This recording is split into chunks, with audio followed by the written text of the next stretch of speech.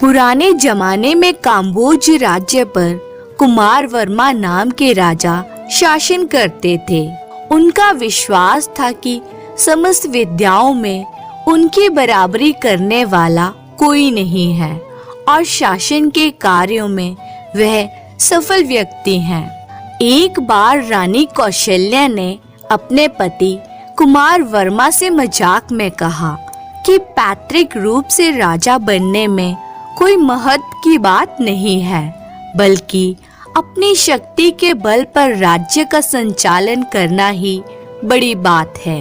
रानी ने ये बातें परिहास पूर्वक कही थी, पर राजा कुमार वर्मा पर इन बातों का गहरा असर पड़ा। राजा ने सोचा कि अपने बड़प्पन को रानी के सामने साबित करना होगा। इसके लिए उन्होंने अनेक तरह की प्रतियोगिताओं का प्रबंध किया। उन प्रतियोगिताओं में भाग लेने के लिए देश के अनेक प्रांतों से उत्साही युवक आ पहुँचे। उन विद्याओं में कुशल व्यक्तियों ने निर्णायकों का कार्य किया। प्रतियोगिताएं सफलतापूर्वक संपन्न हुई। अब केवल पुरस्कार वितरण का कार्य शेष रह गया था। राजा कुमार वर्मा ने खड्ग विद्या में प्रथम आए रामराज नाम के व्यक्ति को देखकर कहा, यह साबित हो गया है कि इससे बढ़कर खड्ग विद्या प्रवीण हमारे देश में दूसरा कोई व्यक्ति नहीं है। सभी दरबारियों ने स्वीकृति दी।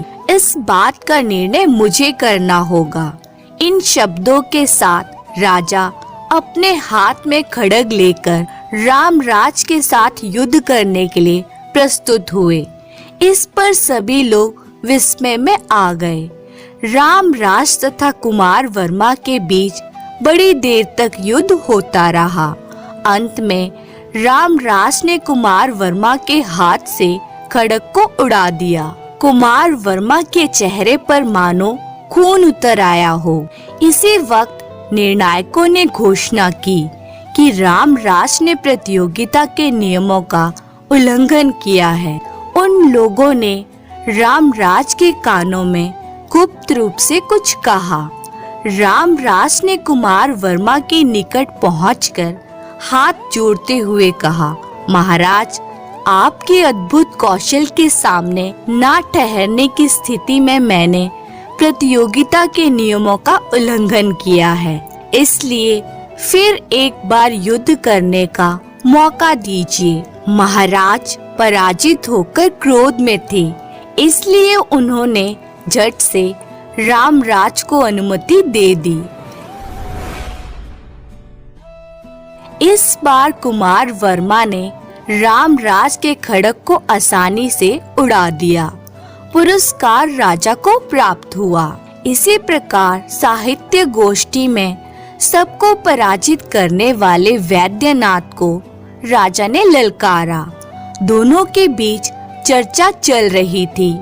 तभी निर्णायकों ने ये घोषणा करके पुरस्कार राजा को दिया कि वैद्यनाथ ने व्याकरण की अनेक गलतियां की हैं। इस तरह से सभी क्षेत्रों के पुरस्कार राजा ने जीत लिए। इस प्रकार एक वर्ष नहीं, लगातार 5 साल कुमार वर्मा ने प्रतियोगिताओं में स्वयं सभी पुरस्कार प्राप्त किए।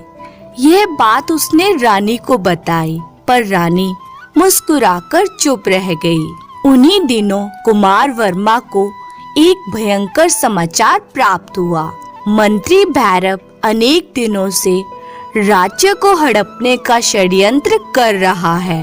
उसकी योजना लगभग पूरी हो चुकी है। किसी भी क्षण भैरव गद्दी पर बैठ सकता है। यह समाचार मिलते ही राजा कुमार वर्मा अपनी पत्नी कौशल्या के साथ गुप्त रूप से वेश बदलकर राजधानी से भाग निकला। अब राजा एक साधारण मानव था। राजा कुमार वर्मा तथा रानी कौशल्या अपने राज्य के किसी कोने में स्थित एक छोटे से गांव में पहुँचे। अपने नाम बदलकर गरीबों की तरह मेहनत करके अपने दिन बिताने लगे। जनता के बीच अपने दिन काटते हुए कुमार वर्मा ने उनकी जरूरतों को समझा और उनके दुख सुख का अनुभव करते हुए यह समझ लिया कि उसका शासन जनता के लिए हितकारी ना रहा था। उस वर्ष भी राजा कुमार वर्मा को ये खबर मिली कि पहले की तरह ही इस साल भी प्रतियोगिताएं होने वाली हैं। वे बहुत प्रसन्न हुआ, मगर उन प्रतियोगिताओं को लेकर युवकों में किसी भी प्रकार का उत्साह न देख वे आश्चर्य में आ गया। उसने कई लोगों से इसका कारण पूछा। सबने कहा, इन प्रतियोगिताओं का मतलब ही क्या रहा, सारे पुरस्कार राजा को ही प्राप्त हो जाएंगे। ऐसी हालत में हम क्यों अपना समय व्यर्थ करके उनमें भाग लें। राजा कुमार वर्मा यह सोचकर प्रसन्न हुआ कि जनता ने उसकी प्रतिभा को स्वीकार कर लिया है। लेकिन उस समय का राजा भैरव राजतंत्र को छोड़ और किसी विद्या में सामर्थ्य नहीं रखता था। इस कारण कुमार वर्मा यह सोचकर राजधानी की ओर चल पड़ा कि वह उन प्रतियोगिताओं में भाग लेकर पुरस्कार प्राप्त कर लेगा। विभिन्न प्रतियोगिताओं में भाग लेकर कुमार वर्मा विजयी हुआ। सभी क्षेत्रों में विजय हुए व्यक्तियों को अंत में राजा भैरव ने अंतिम प्रतियोगिता के लिए ललकारा। उसके तथा कुमार वर्मा के बीच में खड़ग युद्ध हुआ। कुमार वर्मा ने कुछ ही क्षणों में भैरव को बेहथियार कर दिया। तुरंत निर्णायकों ने बताया कि कुमार वर्मा ने प्रतियोगिता के नियमों का उल्लंघन किया है। इसके बाद उन लोगों ने कुमार वर्मा को अलग से ले जाकर समझाया, पगले, तुम एक व्यक्ति के साथ स्पर्धा नहीं, एक बड़े पद के साथ स्पर्धा कर रहे हो। तुम्हें भैरव के हाथों नहीं, सिंहासन के समक्ष हारना था। तुम राजा से क्षमा मांग लो और एक और मौका मांगकर उनके हाथों से हार जाओ, वरना तुम खतरों में फंस जाओगे। लाचार होकर कुमार वर्मा ने भैरव को विजय होने दिया। तब जाकर कुमार वर्मा की समझ में यह बात आई कि उसके राजपद पर रहते कैसे वह सभी पुरस्कार प्राप्त कर पाया। जब कुमार वर्मा गांव को लौट आया, तब कुछ लोगों ने उसे टोका, क्या हुआ, राजा भैरव ही जीत गए ना, इसके वास्ते तुम नाहक राजधानी में गए ही क्यों? अगर तुम पुरस्कार पाना चाहते हो तो तुम्हें राजा बनना होगा। उधर भैरव के शासन में जनता का शोषण बढ़ता जा रहा था। इसे भांपकर कुमार वर्मा देशाटन पर निकल पड़े। उन्होंने साहसी युवकों को अपने दल में मिला लिया और गुप्त रूप से एक सेना तैयार की। उस सेना के नायक के पद के लिए प्रतियोगिताएं चलाई गई। उन प्रतियोगिताओं में कुमार वर्मा विजय हुआ और वह सेनापति चुना गया। इसके बाद कुमार वर्मा ने फिर से अपना राज्य पाने के लिए एक अच्छी योजना बनाई। दूसरे साल की प्रतियोगिताओं में भाग लेने के लिए कुमार वर्मा अपनी सेना के साथ चल पड़ा और उस साल भी हर साल की तरह सभी प्रतियोगिताओं में वे विजय हुआ। इसके बाद भैरव ने कुमार वर्मा को खड़ग युद्ध के लिए ललकारा। कुमार वर्मा ने बड़ी आसानी के साथ भैरव के हाथ से खड़ग को उड़ा दिया और अपनी तलवार को भैरव की छाती पर टिकाकर जनता से कहा, इस दुष्ट ने मेरा वध करना चाहा, मगर अपने विश्वास पात्रों के द्वारा चेतावनी देने पर मैं बच निकला। मैं एक जमाने का आप लोगों का राजा कुमार वर्मा हूँ। यह भैरव अगर जनता पर अच्छा शासन करता तो मैं इसके काम में दखल ना देता। मैं जनता के कल्याण के वास्ते आगे आया हूँ। तुम लोग मुझे फिर से राजा के रूप में स्वीकार करोगे या मुझे इस गद्दी के वास्ते युद्ध करना होगा। फिर कुमार वर्मा ने अपनी नकली पोशाकें हटा दी। दरबारियों ने कुमार वर्मा को पहचाना और उनका जय जयकार किया। बिना खून खराबे के राज्य कुमार वर्मा के हाथों में आ गया। इस बार रानी कौशल्या ने अपने पति से पूछा, यदि आपने पहले ही अपनी सेना को बता दिया होता कि आप ही कुमार वर्मा हैं, तो आप कब के राजा बन चुके होते। रानी कौशल्या, मैंने इस बार राज्य को पैतृक संपत्ति के रूप में नहीं बल्कि अपनी शक्ति के बल पर प्राप्त किया है। यदि अपनी सेना को पहले ही बता देता तो अपने बल से राज्य पाने का मौका ना मिलता और ना ही इसे प्रमाणित करने का अवसर। अब अपनी शक्ति पर मुझे विश्वास है, इसलिए प्रतियोगिताओं में मुझे भाग लेने की जरूरत नहीं है, राजा ने कहा। इसके बाद राजा ने प्रतियोगिताओं में भाग लेना बंद कर दिया। इस कारण राज्य की तरफ से चलाई जाने वाली प्रतियोगिताओं ने वास्तविक सामर्थ्य रखने वाले युवकों को अपनी ओर आकर्षित किया। इसके बाद राजा ने प्रतियोगिताओं में भाग लेना बंद कर दिया और इस तरह से राजा कुमार वर्मा ने रानी कौशल्या को अपना सामर्थ्य साबित किया। अब राजा कुमार वर्मा अपने राज्य का संचालन बहुत ही अच्छे ढंग से कर रहे थे और प्रजा भी उनके राज्य में बहुत। हिमालय के शिखरों पर बलखाती निर्मल जल की एक नदी बहती थी। उस नदी के दोनों ओर था घना जंगल। इस जंगल में तपस्या करता था साधु चरणदास। भगवान की तपस्या के सिवा उसे किसी चीज से कोई लगाव ना था। चरणदास के एक गुरु थे जो कभी कभार चरणदास के पास आ जाया करते थे। एक दिन जब गुरु उसके पास आए तो कुछ बंदर उसका कमंडल चुराकर ले गए।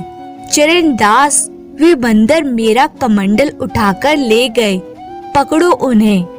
आप चिंता ना करें गुरुदेव, मैं अभी आपका कमंडल उनसे लेकर आता हूँ। चरणदास ने बंदरों का पीछा किया, लेकिन बंदर घने जंगलों में गुम हो गए और चरणदास उदास हो उठा। अगर मेरे पास रुपए पैसे होते तो मैं पास के गांव में जाकर एक कमंडल खरीद लाता। तभी उसके मन में एक विचार आया, अरे क्यों न मैं इन पेड़ों की कुछ लकड़ियों को काट कर ले चलूं और इनसे लकड़ी के जानवर बनाऊं। उन्हें बाजार में बेचकर आसानी से कुछ रुपए प्राप्त किए जा सकते हैं। चरणदास कुछ लकड़ियां लेकर अपनी कुटिया में पहुंचा और लकड़ियों को थोड़ा काट छांट कर 4 टांगे, सिर और धड़ का रूप दे दिया। इस प्रकार चरणदास ने लकड़ी का एक घोड़ा तथा एक शेर बनाया और उन्हें लेकर हिमालय की तलहटी में बसे गांव के हाट में पहुंच गया। शीघ्र ही जब दोनों जानवर रूपी खिलौने बिक गए तो चरणदास एक कमंडल पास की ही दुकान से खरीदकर अपनी कुटिया में पहुंच गया। लीजिए गुरुदेव, आपका कमंडल आ गया। सदा खुश रहो पुत्र। उस दिन से चरणदास को नया शौक लग गया। उसे जब भी समय मिलता वे जंगल में निकल जाता ढूंढकर कुछ लकड़ियां काट कर लाता, फिर उन लकड़ियों को भिन्न भिन्न रूप देने का प्रयत्न करता। इस काम में उसे बहुत सुख मिलता। अब भजन के अलावा जो समय मिलता उसमें वे यही काम करता। कमंडल लेकर गुरुजी खुशी खुशी वहाँ से प्रस्थान कर गए। एक बार जाड़े के दिनों में गुरुजी फिर चरणदास के पास आए। प्रणाम गुरुजी। चिरायु हो वत्स, कैसे हो? ठीक हूँ गुरुजी, आइए भीतर पधारिए। चरणदास ने उन्हें आदर के साथ बिठाया।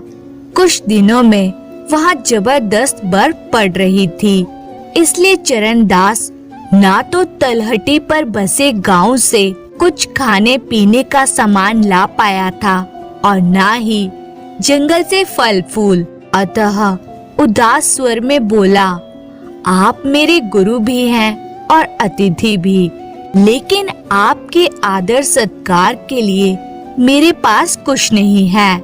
मैं समझ नहीं पा रहा हूँ कि आपको जलपान कैसे कराऊं। मैंने भी 2 दिन से कुछ नहीं खाया है। तभी गुरुजी ने आसपास नजरें दौड़ाई। झोंपड़ी में एक और लकड़ी के खिलौने रखे थे। ये क्या है पुत्र? गुरुजी, यह कुछ खिलौने हैं जो मैंने लकड़ी से बनाए हैं। तब गुरुजी मुस्कुराकर बोले, जरा दिखाना तुमने क्या बनाया है। लीजिए गुरुदेव, यह बंदर है। गुरुजी, मैंने बकरी भी बनाने की चेष्टा की है। इस बकरी को यहाँ ले आओ। चरणदास ने बकरी लाकर पास रख दी तो गुरुजी ध्यान लगाकर बैठ गए। ध्यान पूरा होने पर उन्होंने अपने कमंडल से जल लेकर लकड़ी की बकरी पर छिड़का और फिर मंत्र पढ़ते हुए उस पर हाथ फेरने लगे। या देवी सर्वभूतेषु। अगले ही पल उस लकड़ी की बकरी में प्राण डल गए और वह मैं करने लगी। लकड़ी की बकरी को जीवित देखते ही चरणदास गुरुजी के चरणों में गिर पड़ा। आप धन्य हैं गुरुजी। उसके गुरु बोले, बकरी का दूध पियो और मौज करो। अगले दिन सुबह होते ही गुरुजी वहाँ से चले गए, लेकिन चरणदास उस दिन से बहुत खुश रहने लगा। गुरुजी के प्रति उसकी श्रद्धा और भी बढ़ गई थी। वाह, क्या मजा आ रहा है। रोज बढ़िया व ताजा दूध पीने को मिलता है। कुछ दिनों बाद गुरुजी फिर आए और चरणदास से बोले, चरणदास, लगता है तुम बकरी पाकर बहुत खुश हो। आपने ठीक कहा गुरुजी, परंतु आपसे एक निवेदन है। मैं जंगल में बिल्कुल अकेला रहता हूँ। मैंने एक कुत्ता बनाया है। अगर आप उसमें जान डाल दें तो बकरी की रक्षा का साधन हो जाएगा। चरणदास, तुम लालच कर रहे हो। बिना कारण जानवरों में जान डालना ठीक नहीं है। लेकिन जब चरणदास ने बहुत विनती की तो उसकी खुशी के लिए गुरुजी ने उसके द्वारा बनाए लकड़ी के कुत्ते में भी जान डाल दी और कुत्ता भौंकने लगा। कुछ देर वहाँ विश्राम करने के बाद गुरुजी चले गए। वाह, कितना अच्छा होता जो कुत्ता मनुष्य की बोली भी बोल पाता। कुछ दिनों बाद जब गुरुजी का फिर आना हुआ तो कुशल मंगल पूछने के बाद गुरुजी को चरणदास कुछ परेशान लगा। क्या बात है चरणदास, आज तुम कुछ परेशान से लग रहे हो। गुरुजी, मेरी परेशानी इस कुत्ते के कारण है जो ये मनुष्य की बोली नहीं बोल पाता। कृपया कर आप इसे मनुष्य की भाषा बोलने की शक्ति दे दीजिए। लेकिन पुत्र, ये गलत होगा। गुरुदेव, कृपया मेरी ये इच्छा पूरी कर दीजिए। फिर गुरु ने कुत्ते को मनुष्य की बोली देकर अगले दिन गुरुजी प्रस्थान कर गए। धीरे धीरे काफी समय बीत गया। एक बार गुरु चरणदास की कुटिया के सामने पहुंचा। फिर कुछ सोचकर वे कुटिया के भीतर पहुंच गए। कुटिया के अंदर जाकर क्या देखते हैं कि चरणदास बेहोश पड़ा है। अरे यह तो बेहोश है और फौरन इसे उपचार की जरूरत है। अगले ही पल गुरुजी जंगल की ओर भागे और शीघ्र ही जंगल से कुछ जड़ी बूटियां ले आए। इन बूटियों को खिलाने और घाव पर लेप करने से न केवल ये होश में आ जाएगा बल्कि इसके जख्म भी कुछ ही दिनों में भर जाएंगे। चरणदास का उपचार करने के बाद गुरुजी बोले, अब कुछ ही देर में इसकी चेतना लौट आएगी। और शीघ्र ही चरणदास बोला, आह कहाँ हूँ मैं? चरणदास, अब कैसी तबीयत है तुम्हारी? ठीक हूँ गुरुजी। गुरु बोले, तुम्हारी ये हालत कैसे हुई? बड़ों की आज्ञा की अवहेलना करने का यही अंजाम होता है गुरुजी। काश मैं आपकी बात मान जाता तो आज मुझे ये शर्मिंदगी नहीं उठानी पड़ती। मैं कुछ समझा नहीं, मुझे पूरी बात बताओ चरणदास। क्या बताऊं गुरुजी, मेरे दिन बहुत सुख से कट रहे थे। एक दिन मैं किसी काम से तलहटी पर बसे गांव में गया था। मेरा कुत्ता भी मेरे साथ था। वहां गांव के कुत्तों की नजर उस पर पड़ी और उन कुत्तों ने मुझ पर और मेरे कुत्ते पर आक्रमण कर दिया। बड़ी मुश्किल से मैं वहां से जान बचाकर भागने में सफल हो सका, लेकिन कुटिया में पहुंचते ही मेरे उस कुत्ते ने मुझ पर आक्रमण कर दिया। वे बोला, तुम साधु नहीं शैतान हो। मैं ना मनुष्य हूँ ना कुत्ता, इसलिए मेरी ये हालत है। तुमने मुझे कुत्ता बनाकर मनुष्य की बोली क्यों दी? मैं तुम्हें जिंदा नहीं छोड़ूंगा। और इस तरह से उस कुत्ते ने मेरे ऊपर आक्रमण कर दिया। जब उसने मुझे लहूलुहान कर दिया तो मैंने अपनी रक्षा के लिए लाठी से उस पर प्रहार किया। लाठी लगते ही वह कुत्ता फिर से लकड़ी का कुत्ता बन गया। वह देखिए, वो सामने खड़ा है। गुरुजी, उस कुत्ते से तो पीछा छूट गया, परंतु उसके काटने से जो जहर चढ़ा, शायद मैं उससे बेहोश हो गया था। अब आप मेरी एक बात और मानिए, उस बकरी को भी लकड़ी का बना दीजिए। मैं पहले जैसी स्थिति में ही खुश रहूंगा। गुरु बोले, तुम्हारा मोह भंग हो गया। चलो अच्छा ही हुआ। ठीक है चरणदास, मैं बकरी को फिर से लकड़ी का बना देता हूँ। मुझे खुशी है कि अंत में तुम्हें बुद्धि आ ही गई। आदमी को उतने ही पैर फैलाने चाहिए जितनी लंबी चादर हो। कहकर गुरुजी ने उसी समय बकरी को लकड़ी का बना दिया और कुछ दिनों बाद चरणदास भला चंगा हो गया और वे खुशी से अपना जीवन। तो दोस्तों नमस्कार, आप लोग को हमारे चैनल में स्वागत है। अगर आप लोग को हमारा कहानी अच्छा लगा हो तो लाइक सब्सक्राइब जरूर करें, साथ में कमेंट करें और शेयर भी करें। धन्यवाद।